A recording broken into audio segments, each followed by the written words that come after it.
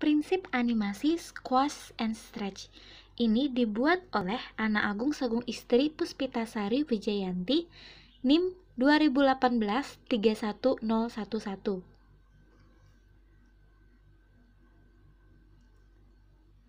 Di mana squash and stretch ini adalah sebuah prinsip yang digunakan untuk membuat ilusi seberapa keras permukaan sebuah benda.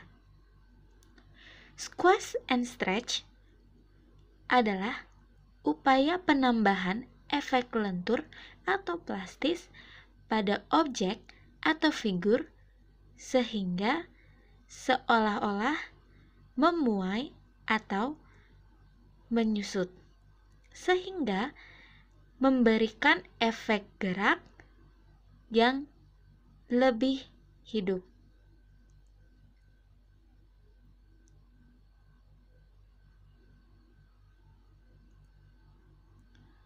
Penerapan squash and stretch pada figur atau benda hidup itu bisa melalui karakter atau manusia, atau juga bisa melalui hewan. Sedangkan pada benda mati, contohnya seperti bola, botol, ataupun meja. Squash and stretch adalah sebuah distorsi terhadap bentuk atau shape suatu benda yang diakibatkan karena adanya pengaruh force atau momentum.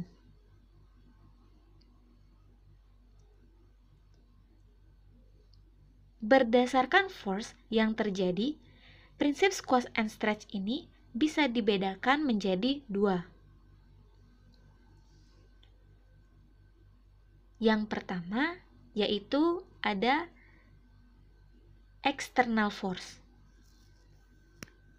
Yang kedua yaitu ada internal force.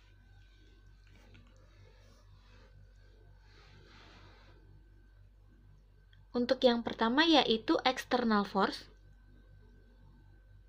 Ini adalah gambarnya, di mana objek akan berubah menjadi squash seperti gambar ini, di mana saat dia ditekan oleh sebuah gaya, maka dia akan menjadi stretch seperti gambar ini saat dia ditarik oleh gaya.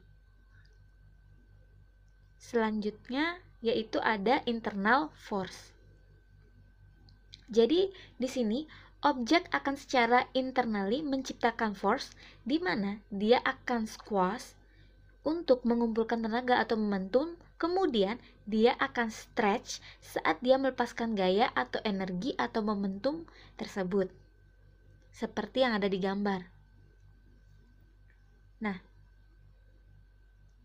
berikut saya akan sisipkan sebuah penerapan dalam bentuk video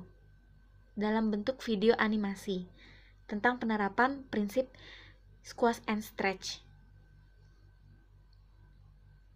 Supaya lebih jelas, ini adalah penerapannya. Di sini kita sudah ada sebuah animasi, tetapi animasi ini belum menerapkan prinsip stretch and squash, karena bisa dilihat dari bolanya itu kaku dan tidak ada stretchy-nya. Sedangkan pada animasi ini kita bisa lihat karakter bolanya sendiri itu materialnya lebih fleksibel atau elastis. Dan ini sudah menerapkan prinsip stretch and squash. Dan kita bisa melihat di sini force atau momentum yang terjadi dalam animasi ini, di mana dia stretch ini karena ada pengaruh gravitasi yang menarik dia ke bawah, kemudian dia squash karena momentum tadi masih terus, sedangkan saat dia sudah menabrak bagian permukaan yang keras sehingga beratan dia tuh tertahan oleh permukaan, dan ini yang membuat dia menjadi squash. Setelah squash, dia akan kembali lagi stretch ke atas. Ini menunjukkan kalau semua momentum yang tadi tertahan di permukaan itu kembali dilontarkan ke atas.